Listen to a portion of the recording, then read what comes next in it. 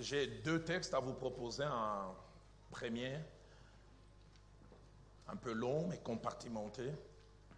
Et le second, il est tout court. Et c'est du premier texte que nous allons tirer le thème que nous allons aborder en cette fin d'après-midi. Deuxième livre des Chroniques, au chapitre 26. Nous lisons d'abord du 1er au 5e verset, puis du 8e au 10e, et puis enfin du 16e jusqu'au verset 21. 1 à 5, 8 à 10, et puis 16 à 21. Deuxième livre des Chroniques au chapitre 26. Tout le peuple de Juda prit Osias, âgé de 16 ans, et l'établit roi à la place de son père Amathia. Osias rebâtit Élot et la fit rentrer sous la puissance de Juda après que le roi fut couché avec ses pères. Osias avait 16 ans lorsqu'il devint roi et il régna 52 ans à Jérusalem. Sa mère s'appelait Jécolia de Jérusalem. Il fit ce qui est droit aux yeux de l'Éternel entièrement, comme avait fait Amathia son père. La version le plus originale dit comme avait fait Amathia son père au début. Il s'appliqua à rechercher Dieu pendant la vie de Zacharie, qui avait l'intelligence des visions de Dieu. Et dans les temps où il rechercha Dieu, Dieu les fit prospérer. Verset 8. Les Ammonites faisaient des présents à Osias, et sa renommée s'étendit jusqu'aux frontières de l'Égypte, car il devint très puissant. Osias bâtit des tours à Jérusalem sur la porte de l'angle, sur la porte de la vallée, sur l'angle, et il les fortifia. Il bâtit des tours dans les déserts, il creusa beaucoup de citernes parce qu'il avait de nombreux troupeaux dans les vallées et dans les plaines, et des laboureurs et des vignerons dans les montagnes et au Carmel, car il aimait l'agriculture. Verset 16. Je remonte même au verset 15. Il fit faire à Jérusalem des machines inventées par un ingénieur destinées à être placées sur les tours, sur les angles, pour lancer des flèches et des grosses pierres. Sa renommée s'est répandue au loin, car il fut merveilleusement soutenu jusqu'à ce qu'il devint puissant. Mais lorsqu'il fut puissant, son cœur s'éleva pour le perdre. Il pécha contre l'Éternel son Dieu. Il entra dans les temples de l'Éternel pour brûler des parfums sur l'autel de parfums. Le sacrificateur Azaria entra après lui avec 80 sacrificateurs de l'Éternel, hommes courageux qui s'opposèrent au roi Osias et lui dit: tu n'as pas le droit, Osias, d'offrir des parfums à l'Éternel. Ces droits appartiennent aux sacrificateurs, fils d'Aaron, qui ont été consacrés pour les offrir. Sors du sanctuaire, car tu commets un péché, et cela ne tournera pas à ton honneur devant l'Éternel Dieu. La colère s'empara d'Osias, qui tenait un encensoir à la main. Et comme il s'est irrité contre les sacrificateurs, la lèpre éclata sur son front, en présence des sacrificateurs, dans la maison de l'Éternel, près de l'autel de parfum. Les souverains sacrificateurs Azaria et tous les sacrificateurs portèrent le regard sur lui, et voici, il avait la lèpre au front. Ils les mirent précipitamment dehors, et lui-même s'est hâta de sortir parce que l'Éternel l'avait frappé. Le roi Osias fut lépreux jusqu'au jour de sa mort. Il demeura dans une maison écartée comme lépreux, car il fut exclu de la maison de l'Éternel. Et Jotham, son fils, était à la tête de la maison du roi et jugeait le peuple du pays. La seconde portion, nous lisons 1 Corinthiens chapitre 10. Nous lisons le seul verset 12. Un avertissement de l'apôtre Paul, mais un avertissement intemporel. Ainsi donc, que celui qui croit être debout prenne garde de tomber. Que celui qui croit être debout prenne garde de tomber. Le message de ce soir, dans la suite de ce que Dieu a placé dans mon cœur et que j'enseigne depuis 3 jours, vous allez vous rendre compte à quasiment la même trame, les mêmes fils conducteurs. Ce message a comme intitulé 3 mots, 4 mots plutôt. Humble, virgule, puissant, virgule, orgueilleux, puis lépreux. Humble, puissant, orgueilleux, puis lépreux. Ces 4 mots résument le cheminement d'un homme qui a merveilleusement bien commencé. D'un homme qui a vu la main de Dieu et que Dieu a soutenu et qui a très mal fini. Ce soir, au travers de l'étude de la vie de cet homme qui est devenu roi très jeune, nous allons voir 3 choses. La première, comment le temps peut changer négativement les hommes que nous sommes, en leur faisant perdre des choses essentielles, des choses qui les ont qualifiés pour la bénédiction de Dieu. Combien il est triste de voir quelquefois sur le chemin de la vie, c'est un profil qui plaît à Dieu, et à cause de ce profil, Dieu se décide de faire certaines choses avec nous et pour nous, et à peine Dieu le fait, nous devenons autre chose que ce qui avait attiré son regard. La deuxième des choses que nous allons voir au travers de ces messages, cet enseignement ce soir, combien la bénédiction de Dieu mal gérée peut devenir un piège, un grand piège. Un grand piège pour nous. Non pas que la bénédiction soit un problème, mais le problème le plus souvent, c'est celle ou celui qui la gère. La bénédiction peut devenir une cause de destruction. Et comme nous le verrons, qui fait que la même main qui nous avait bénis puisse être obligée de nous frapper. Troisième chose que nous allons voir, c'est la nécessité pour nous de veiller sur une partie de notre être d'une très grande importance. Cette partie, c'est notre cœur. Et quand je parle de notre cœur, je ne veux pas parler de ce muscle géant qui distribue les sang dans tout notre corps. Non, je veux plutôt parler de cet homme intérieur, de cette partie de nous-mêmes qui est le centre de notre personnalité, le centre de nos émotions, le centre de nos sentiments. Il est étonnant, le sage qui a tant vu et tant vécu, et quand au soir de sa vie, il écrit un peu comme ses mémoires. Dans Proverbes chapitre 4, verset 23, il donne un conseil qui a traversé les temps. Il dit, garde ton cœur plus que toute autre chose. Car de lui viennent les sources de la vie. C'est comme s'il veut dire, si tu veux perdre un œil, perds-le.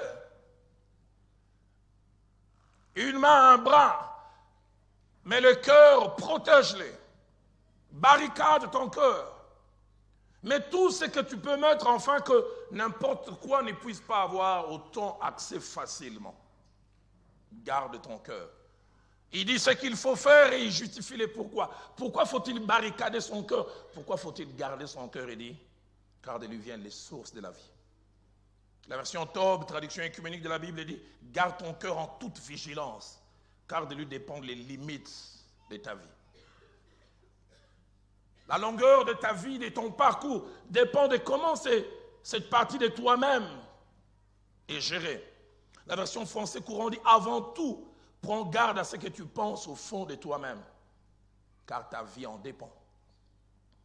Une autre version, Free Martin, va plus loin. Free Martin dit, garde ton cœur de tout ce dont il faut se garder, car de lui procèdent les sources de la vie. Avant de voir la vie ainsi que le parcours d'Ozias en 4 séquences, nous allons faire mention de 4 petites informations attachées à sa personne pour nous aider à mieux cheminer. La première information, c'est que Ozias, de sa prononciation hébraïque Uzia, non, signifie l'Éternel est ma force. Pourquoi ses parents l'ont appelé comme ça, nous ne savons pas. Mais deuxièmement, le livre de 2 Chroniques, au chapitre 26, le premier verset, ainsi que le verset 3, nous donne des informations les concernant ses parents. Son père s'appelait Amathia. Il était roi aussi. Et Amathia signifie l'Éternel est fort. Fort. Et sa mère s'appelait Jécolia. Le nom Jécolia veut dire l'Éternel a prévalu. Mais une meilleure traduction dit l'Éternel a été le plus fort. Il semble comme si dans cette maison, tout tournait autour de la force de l'Éternel. L'Éternel est fort. L'Éternel a prévalu. Et puis quand ils ont eu cet enfant, ils ont dit on va l'appeler l'Éternel est ma force. Troisième information, deuxième livre des Chroniques au chapitre 26, au verset 1er, nous montre qu'il est devenu roi très jeune, à l'âge de 6 ans, et qui s'est créé. Son père, qui était un homme qui avait bien commencé dans sa marche avec Dieu, a eu de mauvaises associations et a fauté dans sa marche. De Chroniques 25 au verset 14 nous montre que ce roi qui avait accédé au trône à l'âge de 25 ans et qui a régné 29 ans a fait des choses inimaginables. La Bible dit, il fit venir de Dieu du fils de Séhir et se les établit pour Dieu. Comment on peut changer de Dieu? Il s'est prosterné devant eux et leur offrit de parfums. Et à cause de cela, finalement, Dieu les lâcha, Dieu l'abandonna. Et il a fini assassiné dans un coin reculé appelé Lachis. Et finalement, son corps est revenu sur des chevaux vides sur le trône. On est allé chercher ce petit adolescent qui certes sûrement s'est préparé à la royauté, mais ne s'imaginait jamais devenir roi si tôt. Osias n'est pas devenu roi parce qu'il le voulait, par les concours des circonstances. Un vide. On est en train d'aller prendre ces petits garçons afin qu'ils conduisent tout un peuple. Quatrième et dernière information, de Chroniques chapitre 26 au verset 3, nous dit qu'il est resté sur le trône 52 ans. 52.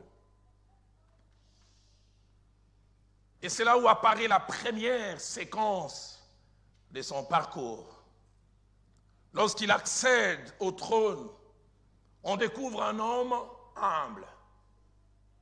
Un homme humble, conscient de ses limites, conscient de son manque de compétences, conscient qu'il n'a pas les capacités requises pour les postes qu'il occupe. Son humilité avait sûrement été dictée par plusieurs choses. Mais deux que je peux faire ressortir. Premièrement, son jeune âge, mais placé à côté de la grandeur de la tâche. Il est jeune, très jeune même, mais il a une tâche pour laquelle il s'est préparé, mais pour laquelle sûrement il a l'impression qu'il s'est arrivé trop tôt. Il a dû sûrement avoir la même pensée que quelques années avant lui, un autre jeune qui a accédé au pouvoir, Salomon a pu avoir. Dans 1 Roi chapitre 3 au verset 7, lorsque Salomon accède au pouvoir, écoutez la prière qu'il fait. Et ces mêmes mots, sûrement, ont dû sortir de la bouche d'Osias. Maintenant, Éternel, mon Dieu, tu as fait régner ton serviteur à la place de David, mon père, et moi, je ne suis qu'un jeune homme, je n'ai point d'expérience. J'aime ces postes, j'aime les avantages attachés à ces postes, mais je me rends compte que je n'ai pas les compétences nécessaires. La version nouvelle Bible seconde dit, je ne suis qu'un petit garçon, je ne sais rien faire. J'aime cet instant où ce n'est pas l'extérieur qui nous juge, c'est nous-mêmes qui nous arrêtons. On dit,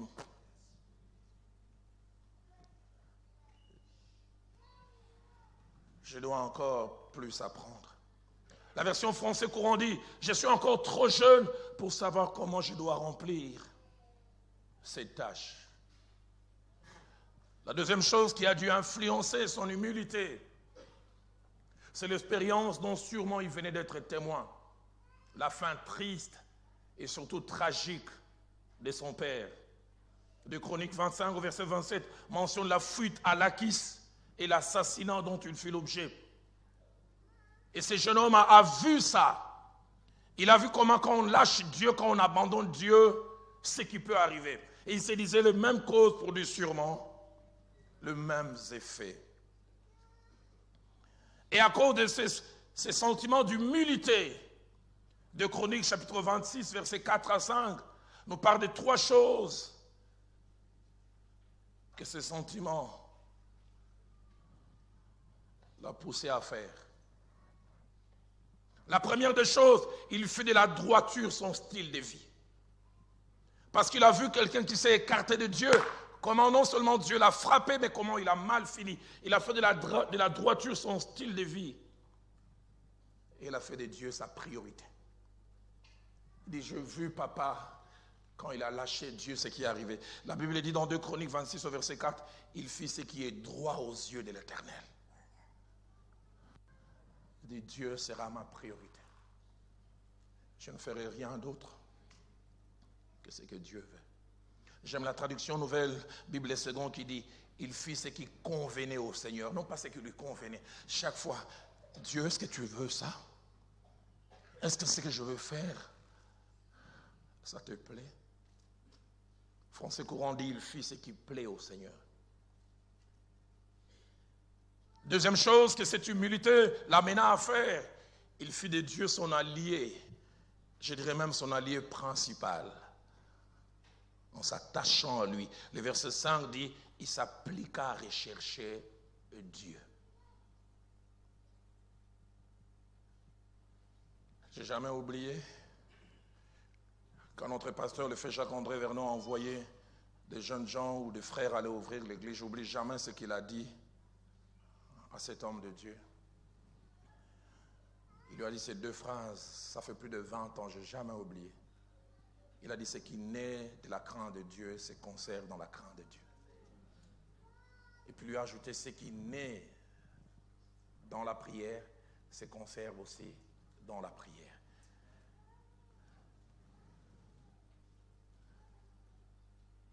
Il fit de Dieu son allié.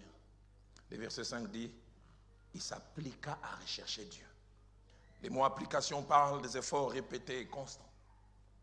Il s'appliqua à rechercher Dieu. La version parole de vie dit, il s'efforça de chercher à connaître le Seigneur. Français courant le dit mieux, il s'efforça de connaître la volonté de Dieu. Troisième chose que son humilité l'amena à faire, il fut un homme sélectif dans ses fréquentations et dans ses amitiés. Il a vu comment les mauvaises associations ont amené son père, non seulement loin de Dieu, mais l'ont amené à la destruction.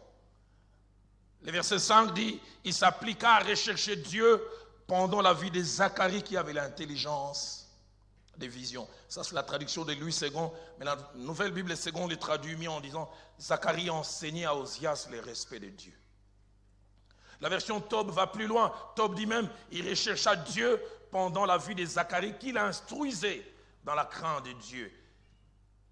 Qui fait partie de ton entourage? Est-ce que tu écoutes les mêmes personnes qui craignent Dieu comme tu le faisais au début? Ou tu aimes les gens qui chantent les refrains que tu veux entendre? Il choisit, il dit, j'aurai des gens de qualité, des gens qui m'encouragent dans la foi. Et la fin du verset 5 de Chronique 26 au verset 5 parle de la conséquence de cette humilité manifestée par ces 3 choses que nous avons mentionnées. La Bible dit, dans les temps où il rechercha Dieu, où il s'attacha à Dieu, ma Bible à moi dit, Dieu les fit prospérer. On ne cherche jamais Dieu en vain. Lui, c'est simplement attaché à Dieu et Dieu lui a donné bien plus. Chercher premièrement le royaume des cieux et sa justice, dira le Maître Jésus, et toutes choses vous seront données de surcroît. Dieu les fit prospérer. La version parole de vie dit, Dieu les fit réussir. La version français qu'on dit, Dieu lui accorda les succès, c'est-à-dire Dieu lui accorda des issues heureuses et satisfaisantes dans chacune de ses entreprises. Frères et sœurs, j'aimerais nous dire, l'humilité, ça paye. Et je voudrais, ce soir, avant d'aller plus loin, vous demander de noter avec moi ces 6 principes attachés à l'humilité. cette vertu qui a accompagné Osias et qui a fait que Dieu ne puisse rien lui refuser. Le premier principe, c'est que l'humilité ne nous est jamais imposée, c'est un choix. C'est un choix. Dans 1 Pierre chapitre 5, au verset 5, l'apôtre dit, revêtez-vous de l'humilité, portez-la. Écrivant aux Philippiens, l'apôtre Paul, parlant du Maître Jésus-Christ, il dit, il s'est humilié. C'est un choix.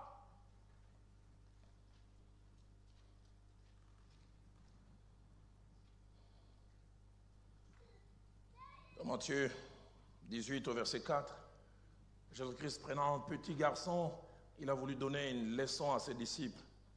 Il dit, quiconque se rendra humble comme ce petit sera le plus grand dans le royaume des cieux. Quiconque se rendra humble.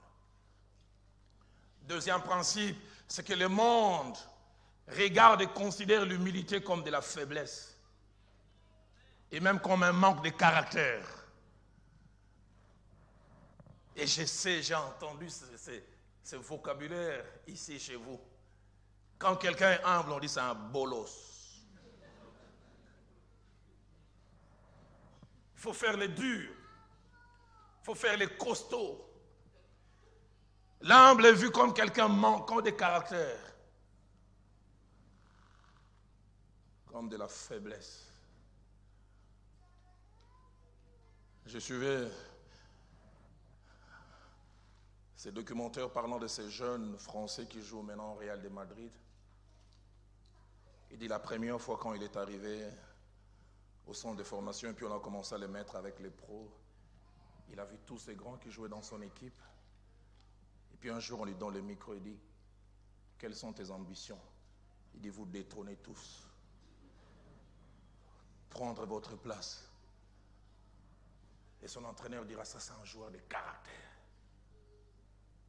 Le monde regarde et considère l'humilité comme de la faiblesse.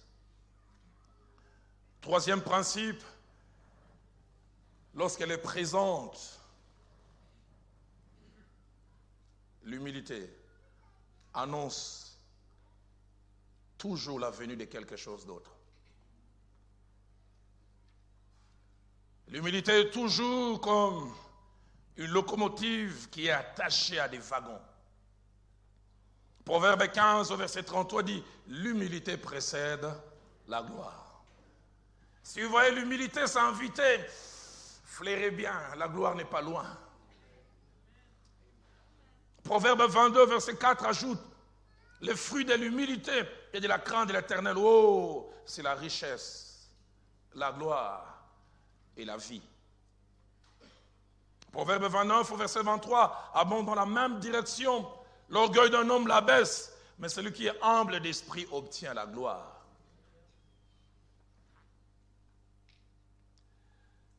Et Osias l'était. Quatrième principe, la vraie humilité n'est pas d'abord quelque chose d'extérieur, elle est d'abord quelque chose d'intérieur qui finit par déborder. J'aime pas trop quand les gens parlent votre humble serviteur. Laisse-nous t'appeler ainsi. Quelqu'un dit l'humilité qui se plaît à être louée, c'est de l'orgueil caché. Elle n'est pas d'abord extérieure, elle n'est pas dans une démarche, dans une façon d'être et de faire. Elle est d'abord intérieure, puis elle finit par déborder. Si elle est cosmétique, elle ne va pas traîner. Cinquième principe, Dieu est très sensible à l'humilité. Les psaumes 138 au verset 6, merveilleux psaume. Les psalmistes disent l'Éternel est élevé. D'autres versions disent il est très élevé, mais il voit les humbles. Il est élevé, mais là où il voit l'humilité, il ne peut que le remarquer. Il est élevé, mais il voit les humbles. Et le verset se termine en disant il reconnaît aussi de loin les orgueilleux. Ah, il ne sait pas les rater, il n'a pas besoin de loupe pour ça. Sixième principe, Dieu veut que l'humilité soit l'objet de notre quête, de notre recherche. Dans Sophonie chapitre 2, verset 3, il dit « Recherchez l'humilité. Et Osias, ce jeune homme de 16 ans, frêle, fragile, pas suffisamment préparé pour la tâche, il s'est dit, je n'ai que Dieu. Si Dieu ne m'aide pas, je ne veux pas réussir. Si Dieu n'est pas mon associé, rien ne va marcher. Mon pasteur disait, un homme avec Dieu, c'est la majorité. Et puis 2 Chroniques, chapitre 26, versets 6 à 7. Puis la fourchette alors du verset 9 au verset 15 nous montre les conséquences de cette humilité. Soutien de la part de Dieu au combat. Il obtient des victoires et les gens n'arrivent pas à comprendre comment ces bouts de chou, comment ce petit garçon arrive à obtenir autant de victoires. Il avait un allié. L'économie du pays qui monte. Les gens plus forts que lui font allégeance et lui amènent même des tribus. Mais le comble, c'est qu'il a une créativité inimaginable. Il s'est mis à fabriquer des machines. Les gens disent qu'il dessinait et les gens se demandaient, mais d'où lui viennent ces choses? Quand on est avec Dieu, on est capable de tout. Et cette humilité amène la deuxième séquence, la puissance. C'est parce qu'il est humble, c'est parce qu'il est attaché à Dieu que Dieu lui accorde d'être puissant. De Chroniques 26 au verset 8, ainsi que le verset 15, on parle de cet attachement avec Dieu, quelque chose se passe. Le verset 8 dit, sa renommée s'étendit jusqu'aux frontières de l'Égypte. On parlait de lui-même là où il n'est jamais allé. J'aime pas beaucoup la génération actuelle qui ne laisse pas les gens les vanter, les louer. Eux-mêmes se vantent et se vendent. Auto-marketing. Je viens de la Guadeloupe, je prêchais, les aveugles l'ont vu.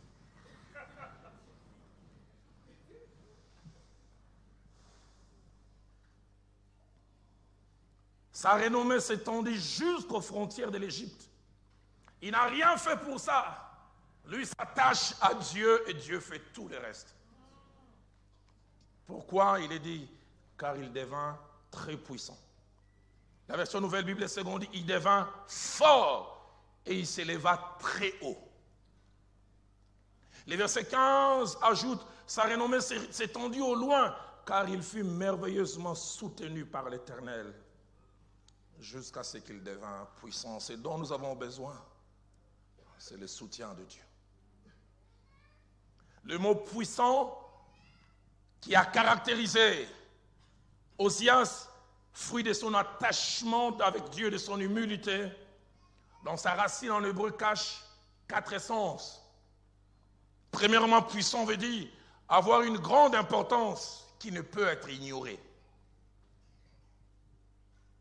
Importance qui ne peut être ignorée. J'ai connu un jeune musicien profane, païen chez nous, parti de la cité, puis il a fait quelques albums et connus et il pensait qu'il n'avait plus le droit de se présenter devant les gens. Il arrive, il rencontre quelqu'un un jour et puis la personne semble l'ignorer. Il dit, toi tu ne me connais pas? Tu ne regardes pas la télé? Et la personne a dit, je fais sciemment. Je dis, tu es qui? Footballeur? Il y a des gens qui sont tellement importants leurs propres yeux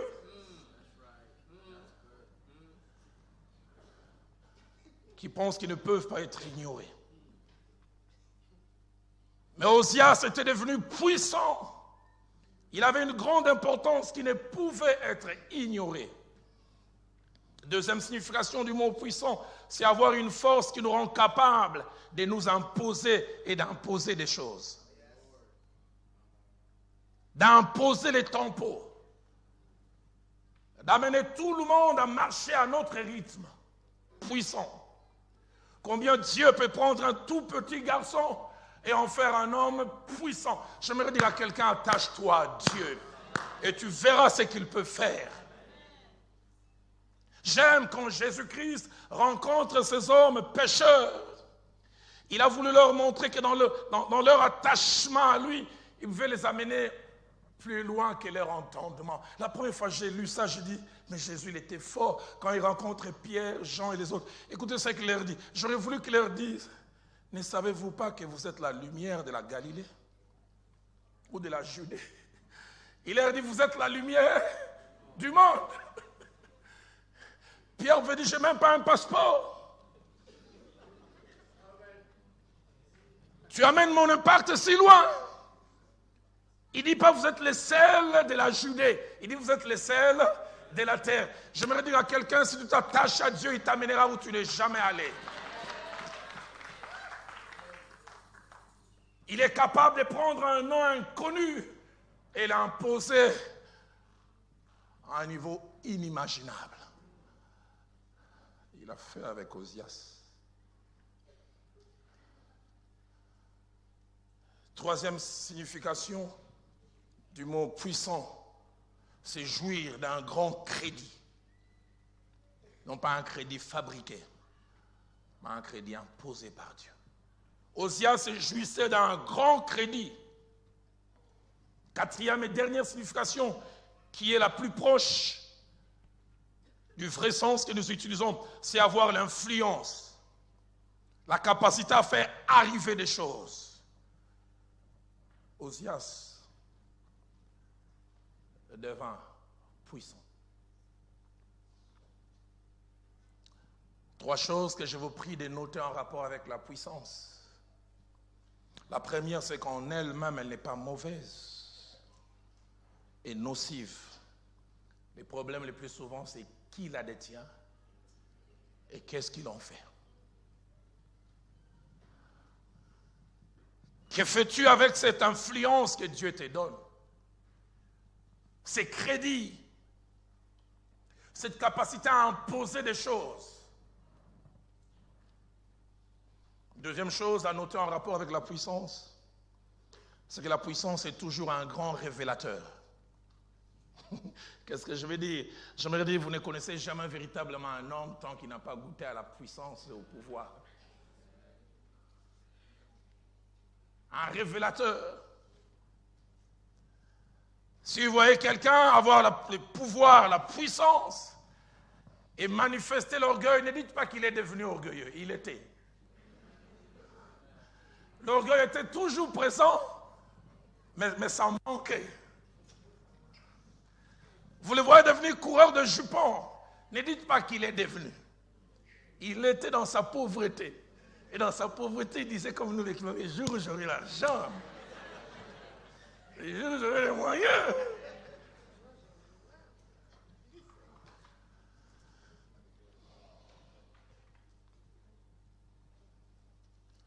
Les épaules qui haussent, quand on a la puissance, étaient déjà haussées. Mais il manquait la levure.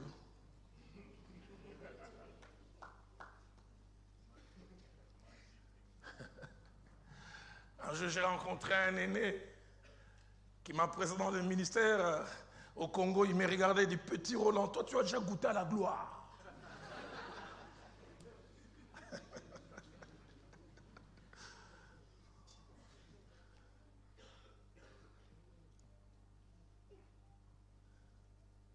Je n'ai jamais oublié ces jours, j'ai fini de prêcher à l'université de Kinshasa chez nous. Et Dieu s'est manifesté puissamment, très puissamment. C'est l'une des réunions où les paroles de connaissance pleuvaient. Je me demandais qu'est-ce qui m'arrivait. Mon épouse peut s'en souvenir. Je n'ai pas pu arriver au véhicule. Tout le monde voulait me toucher. Il semblait comme si j'étais Dieu adjoint. J'ai en mémoire sur une distance de plus de, 400 mètres, je n'ai pas souvenir d'avoir touché le sol.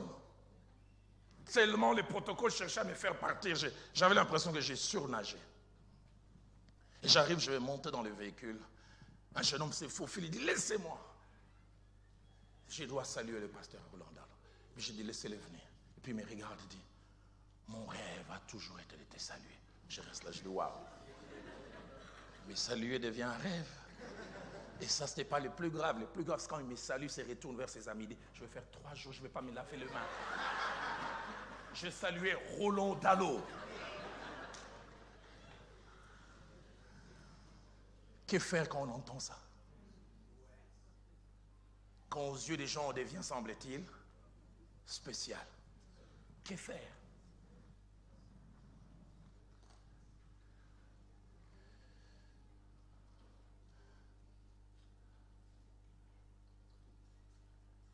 La puissance est un révélateur. Dans Luc chapitre 9, verset 54, conscients de détenir la puissance, Jacques et Jean, alors qu'ils accompagnent Jésus-Christ, ils veulent rentrer dans un bourg de Samaritains, et les Samaritains leur refusent l'accès. Ils se retournent vers Jésus. Seigneur, veux-tu que nous commandions le feu, que ça puisse les consumer? Que fais-tu de la puissance que Dieu te donne?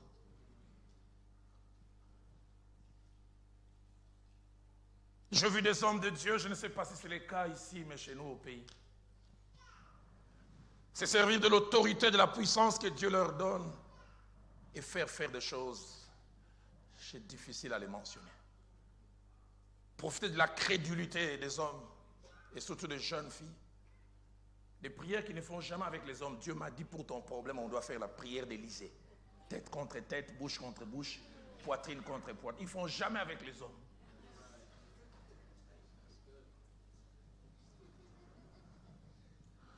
Mon épouse et moi, on a suivi le cas d'une jeune fille abusée par un homme de Dieu. Non, tu as des démons, mais j'ai une semence qui purifie.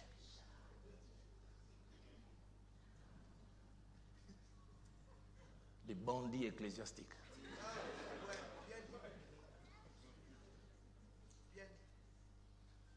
Dans Jean chapitre 19 au verset 10, Pilate nous montre aussi ce que l'on ressent quand on a les pouvoirs. Il parle à Jésus depuis plusieurs heures. Jésus ne répond pas. Écoutez sa réaction.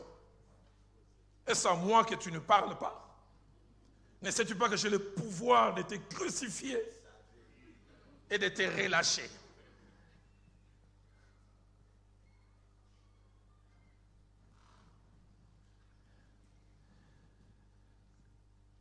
Esther chapitre 5 au verset 9 nous parle d'Aman dérangé parce qu'il a une position d'autorité et tout le monde lui fait des courbettes sauf Mardochée. Dérangé. Un vrai révélateur. La puissance. La troisième chose que je voudrais dire en rapport avec la puissance, c'est que la Bible nous donne des exemples des personnes devenues puissantes, mais pas changées négativement. Seigneur, c'est ma prière.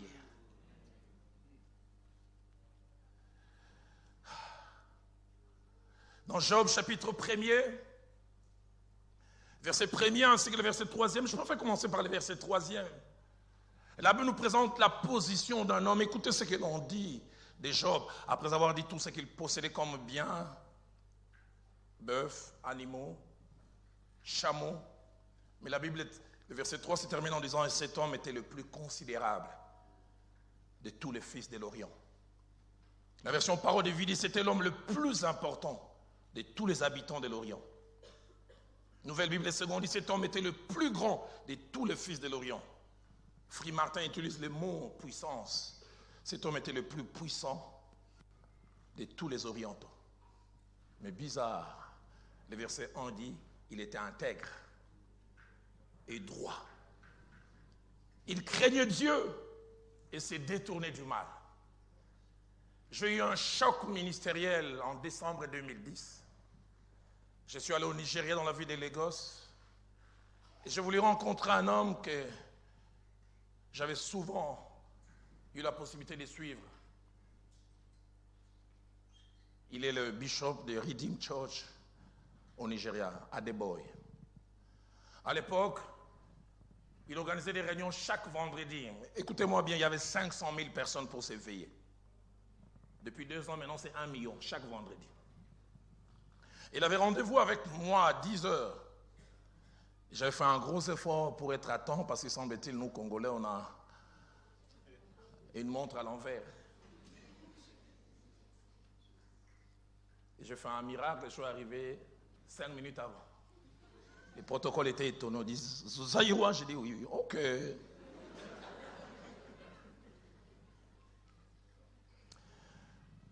« 10h, il n'était pas là. 10h05, il n'était pas là. 10h15, il n'était pas là. 10h20, il est arrivé.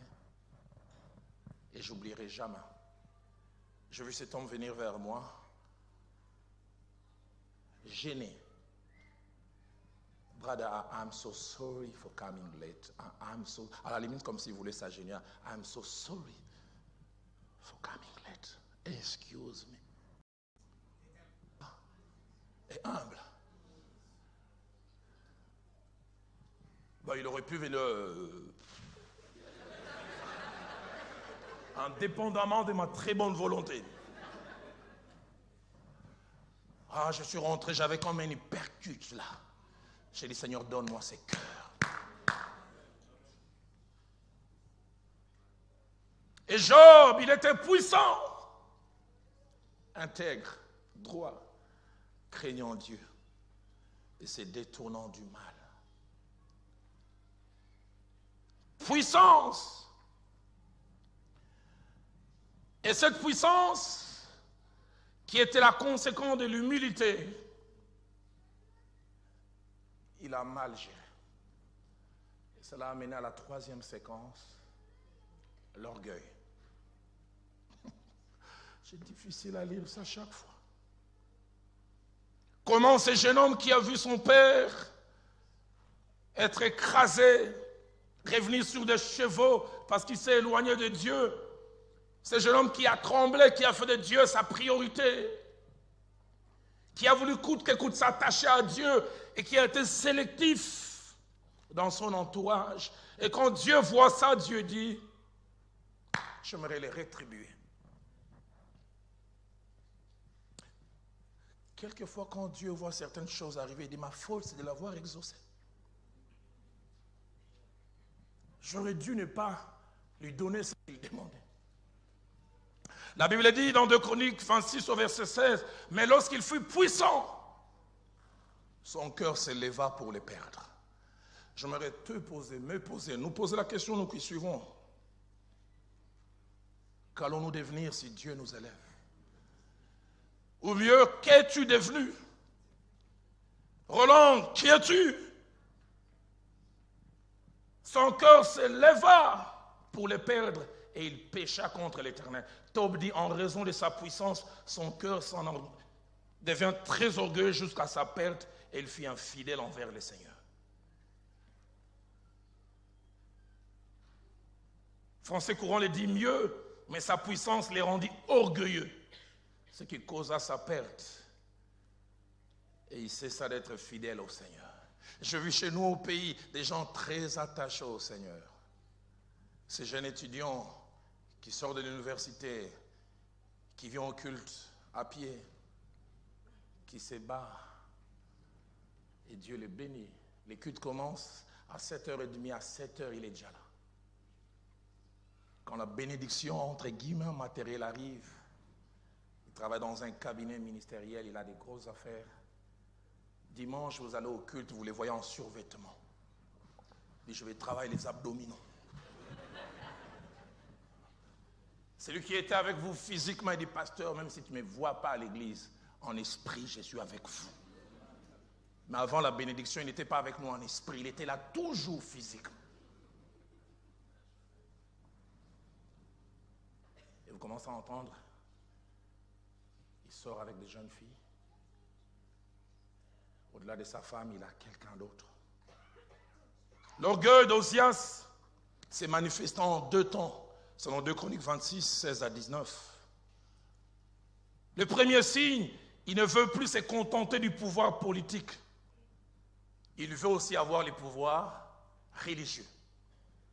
Et quand nous lisons, c'était l'influence de tous les royaumes dans le voisinage. Les commentateurs disent qu'il a commencé à voir les autres voisins. Il lui dit, mais tu es le seul qui ne gère que le politique.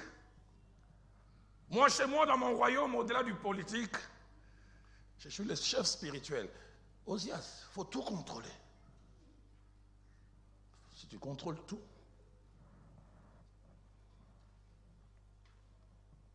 Osias décide d'entrer et d'offrir. Il entra dans les temple de l'Éternel pour brûler des parfums sur l'autel de parfums. Les sacrificateurs l'arrêtent et disent, c'est pas pour toi, c'est simplement réservé aux fils d'Aaron consacrés. Deuxièmement, l'orgueil. Il n'a qu'une bouche pour parler, il n'a plus d'oreilles. Il n'accepte plus des remarques. Il n'est plus prêt à écouter. Il n'y a que sa parole qui compte. Le verset 19 dit, la colère s'empara d'Osias qui tenait un encensoir à la main. Quand on lui fait des remarques, c'est comme s'il voulait frapper. De quel droit tu me parles ainsi? La caricature de ce qu'il était autrefois. Notez avec moi ces 7 principes en rapport avec l'orgueil. Le tout premier principe, c'est que l'orgueil est un sentiment à 2 visages. L'orgueil est un sentiment à 2 visages. Le premier visage de l'orgueil, c'est qu'on a une forme d'estime exagérée de soi-même, qui s'accompagne d'un sentiment de suffisance, d'arrogance et même de vantardise.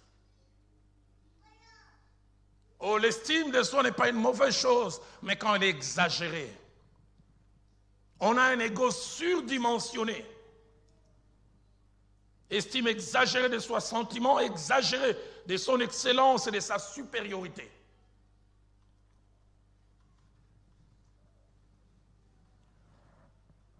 Un prédicateur disait, il y a des pasteurs avec P minuscule et il y a des pasteurs avec P majuscule. Et cherchez de quel côté je me trouve.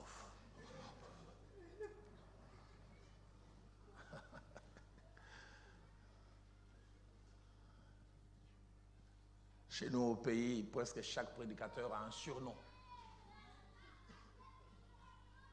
L'homme à la curge, pour qu'il porte la curge, le chandelier.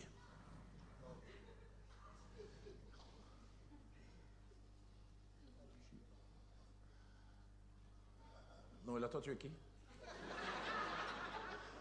Il m'a dit Noëlla Lumande.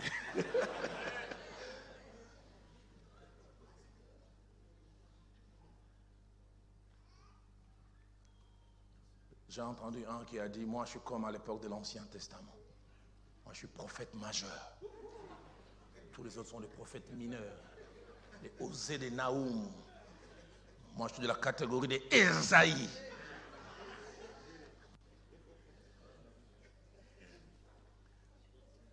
Le premier visage, c'est l'estime exagérée de soi-même.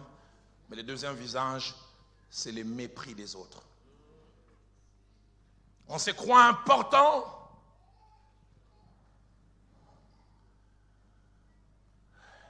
Et on méprise les autres.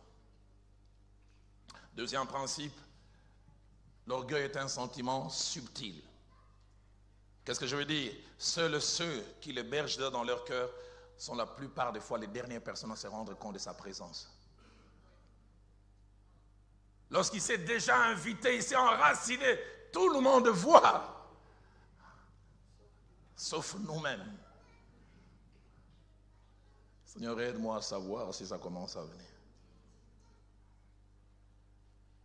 Troisième principe, là où il est toujours visible. En attitude et en parole. Tu n'as pas besoin de nous dire, on voit. Proverbe 30, verset 32 dit, l'orgueil pousse à des actes de folie.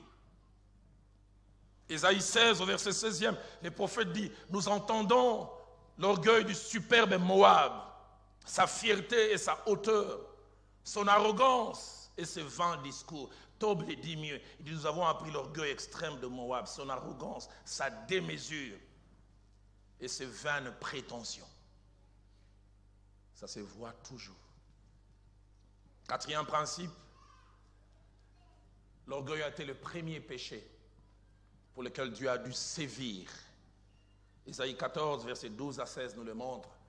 C'est ce qui s'est implanté dans le cœur de Lucifer, cet ange merveilleux qui a commencé à se voir important. Ésaïe 14, 12 à 16. Cinquième principe, la Bible nous montre que la présence de l'orgueil est toujours un signe annonciateur d'une réalité qui s'approche, la chute ou la déchéance. Proverbe 16 au verset 18 dit, l'arrogance précède la ruine et l'orgueil précède la chute. Si l'arrogance invite, la chute n'est pas très loin. Mais avec Dieu et en Christ, on peut retarder ça en redevenant celui qu'on était autrefois. Sixième principe, personne d'entre nous, même moi y compris, n'est à l'abri de l'orgueil. Personne. Ça peut nous arriver à tous. Dans 2 Corinthiens chapitre 12 au verset 7, l'apôtre Paul parle des grandes visions qu'il a pu avoir, des choses merveilleuses qu'il a expérimentées. Et il dit, pour que je ne sois pas enflé d'orgueil, à cause de l'excellence de ces révélations, il m'a été mis une écharde dans la chair, un ange de Satan pour me souffleter et m'empêcher de m'enorgueillir. D'autres versions disent de devenir orgueilleux. Septième et dernier principe, Dieu est un adversaire farouche et de l'orgueil et des orgueilleux. Il est un opposant radical à ces gens. Proverbe 15 au verset 25 dit, l'Éternel renverse la maison des orgueilleux. Proverbe 6 verset 16 à 19 parle de 6 choses que l'Éternel n'aime pas et de 7 qu'il a en horreur. Et parmi ces choses, la première, c'est les yeux hautains. Ce moi, les m'as-tu vu? Isaïe chapitre 2 au verset 12 déclare, car il y a un jour pour l'Éternel des armées contre tout homme orgueilleux et tout hautain, contre quiconque s'élève afin qu'il soit abaissé. Dieu prépare un jour, il dit, je vais les frapper et je vais l'abaisser, je vais m'occuper de lui. La grande question, c'est comment tu gères cette puissance que Dieu te donne. Je ne sais pas si vous avez entendu parler l'histoire de cet homme qui avait commencé son ministère timidement, que Dieu a commencé à se servir de lui. Il allait au travers du monde apportant la parole de Dieu d'une manière merveilleuse. Mais puis voilà,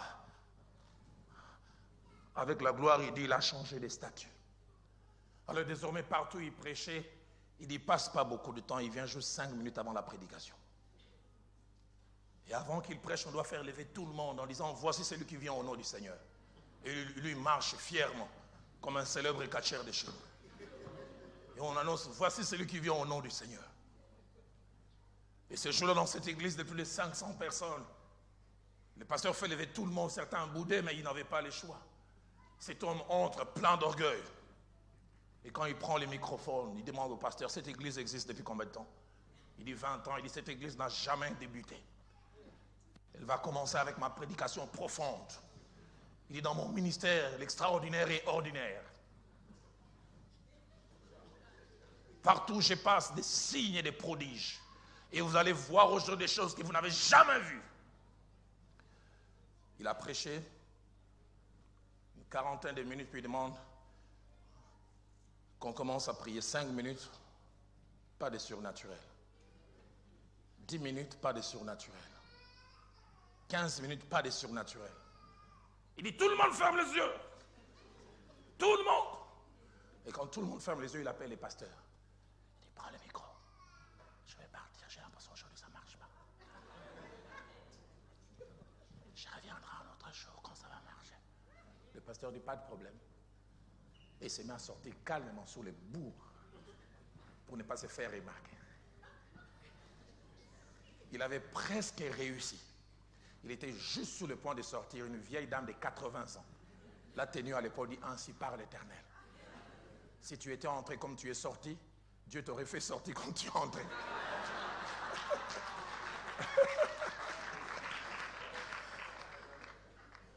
Si tu étais entré humblement, Dieu t'aurait fait sortir comme ça.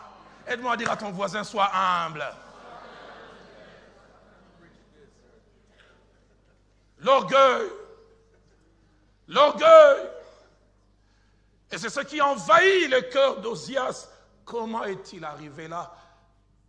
Et c'est là où vient la quatrième et dernière séquence et je termine. La quatrième séquence est la conséquence de la troisième. Le Dieu qui a vu l'humilité et qui a rétribué ça par la puissance découvre l'orgueil et il est dérangé.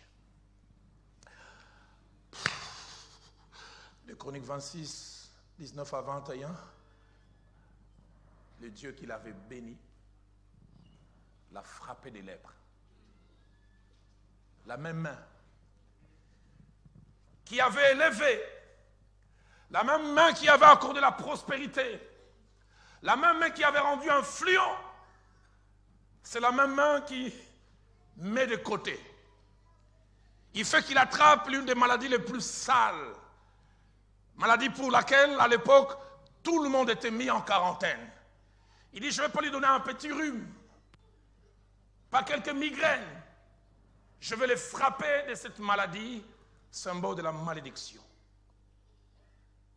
La lèpre éclata sur son front. Le verset 20 dit, on les fit sortir précipitamment dehors, et même lui-même s'est hâta de sortir de la présence de Dieu. La fin du verset 21 dit, Ozias fut écarté comme lépreux dans une maison. Il s'est réveillé ce matin-là roi, et il a dormi lépreux sans attribut royal. Et ce que j'aime, personne n'est indispensable dans les choses de Dieu. Quand Dieu l'enlève, il prend Jotam, un petit garçon, incapable apparemment. Musicien réfréné, parce que tout à l'heure je voudrais qu'on prie avant de quitter ces lieux. Quelle triste fin. Quelle triste fin. En terminant ce jour, je voudrais faire ressortir 4 grandes leçons que l'histoire d'Ozias nous enseigne. La première leçon, c'est que bien commencer ne suffit pas. Il faut savoir se maintenir et surtout bien terminer. Ecclésiaste 7 ou 8, il dit, mieux vaut la fin d'une chose que son commencement. Bien commencer ne suffit pas. Combien commence bien? Deuxième leçon que ce récit nous enseigne, c'est la nécessité de veiller à l'état de la partie la plus importante de notre être, notre cœur. Personne d'autre ne le fera à notre place.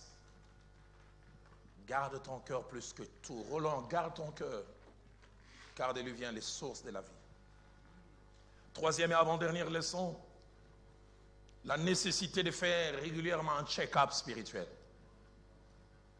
La nécessité de savoir s'arrêter, faire un check-up. C'est regarder soi-même sans complaisance. Où est-ce que j'en suis? Dans 2 Corinthiens chapitre 1, 13 au verset 5, l'apôtre dit, examinez-vous vous-même pour voir si vous êtes dans la foi. Examinez-vous.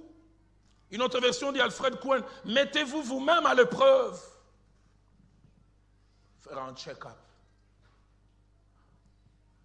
Quatrième et dernière leçon, c'est la nécessité d'avoir le respect et la considération pour les aînés.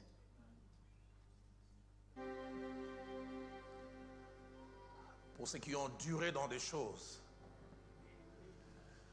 Dans 1 Roi chapitre 20 au verset 11, la Bible dit, celui qui revêt l'armure ne se glorifie pas devant celui qui la dépose.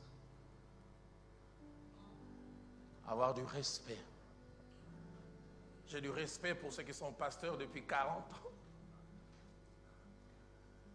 Je disais à un groupe de jeunes gens, je prêchais samedi passé depuis quelque temps, Dieu nous a ouvert, mon épouse et moi, la porte pour enseigner au ministre de Dieu. J'ai dit, cette barbe blanche, ce n'est pas le fruit de la sagesse. C'est le stress ministériel. Cette chute de cheveux, ce n'est pas naturel. Il y a quelque temps, je faisais bougie avant, bougie arrière. Maintenant, les mots peigne et un mot vin.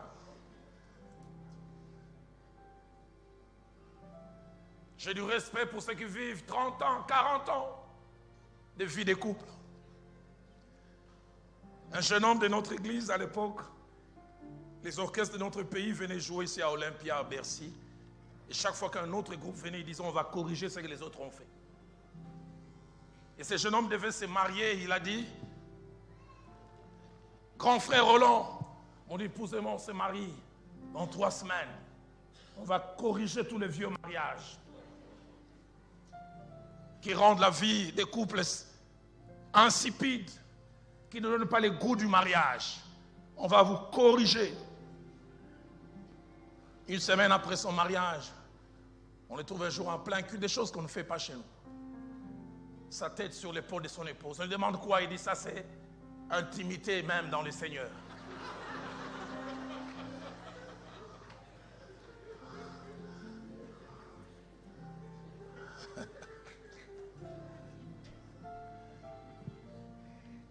Deux mois après, on les voit encore au culte. Quasiment se serrant en plein culte. Les protocoles ont voulu leur dire, ça on ne fait pas ici. Non. Romantisme spirituel.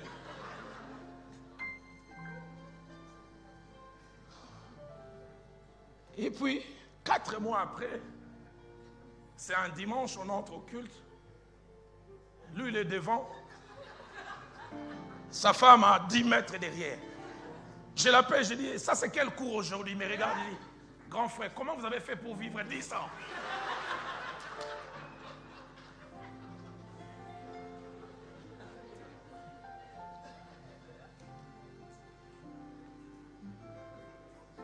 J'ai appris à respecter ceux qui terminent bien.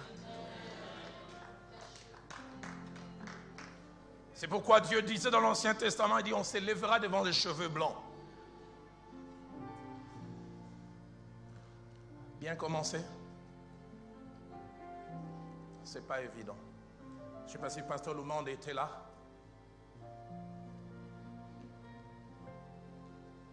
Il y a 5 ans et demi, cet homme qui nous a influencés, Mamina, Noëlla, pasteur Bonny, son épouse, plusieurs autres, il s'en est allé auprès du Seigneur. Et nous étions dans ce grand stade et je voyais comment on honorait cet homme. Et on faisait passer un extrait de l'une des prédications. Je disais, il a fini sa course. Et il a bien fini. Tous ceux qui passaient ne disaient que de bonnes choses. Mais que des gens qui commencent bien et qui finissent mal. Je prie que Osias, qui commence bien, qui finit mal, reste dans la Bible. Je prie que ce soir, en ce lieu, qu'il n'y ait pas un Osias. Je prie que quelqu'un qui est humble et que Dieu rend puissant puisse gérer cette puissance. Je prie que la puissance n'amène pas à l'orgueil, car devant l'orgueil, Dieu ne reste pas insensible. Quand Dieu voit l'orgueil, il frappe par la lèpre. Attirez-moi à toi. Ne me laisse pas. Ne me laisse pas. Alléluia. Je veux tout abandonner. Restaurer notre amitié. Et restaurer notre amitié. Tu es tout ce que je désire. La soif de ma vie. Tu es mon désir. Je ne veux que toi. Je ne veux que toi. Alléluia. Rien ne peut te remplacer. Tu n'as pas de substitut. Rien ne peut te remplacer. Dans tes bras, je suis assuré. Dans tes bras, je suis rassuré. Montre-moi la foi. Montre-moi parce que je ne la connais pas. Montre-moi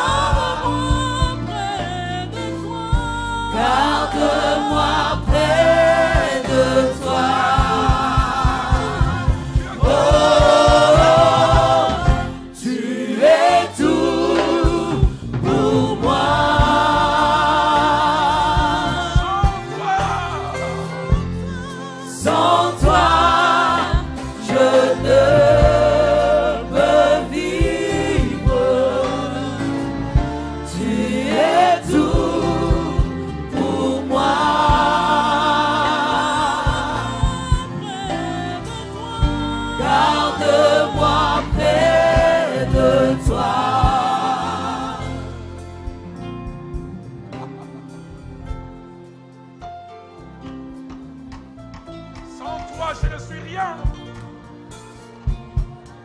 Sans toi, je ne suis rien.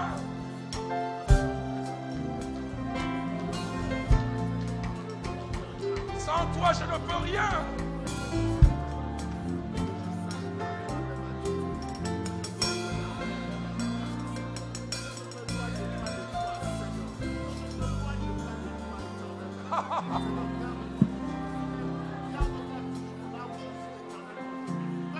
Sans toi,